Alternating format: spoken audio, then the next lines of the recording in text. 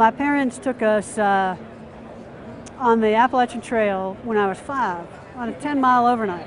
It was hilarious. I had a little Army surplus knapsack, which held my youngest brother. He was 7, I was 5. The other brother would have been 10 and 12, and my parents.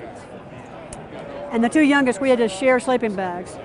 I shared with one of my older brothers, and we had these little Army surplus knapsacks with rags for padding.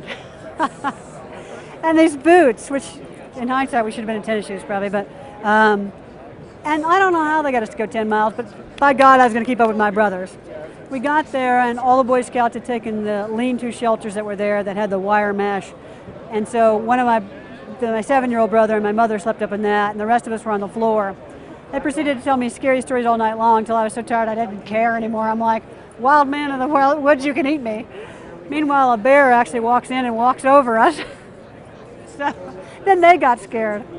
The next morning, we're all down at the spring getting water, and a bear jumps on one of my brother's backs, a cub. My father, who was not a noted baseball player, but picked up a rock and threw it at his son and the bear, fortunately hitting the bear, squealed off, and we're like, we better get out of here before the mama bear shows up.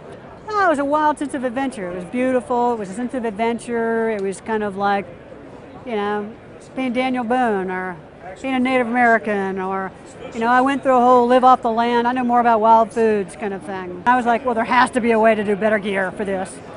But it was really my interest in business transforming how people lived, because my parents were doctors. And so the fact that the outdoor industry also has a greater sense of itself. I mean, we all have to sell things, and business does affect how people live. So it's been great to watch how that transitions, and it's been a great journey.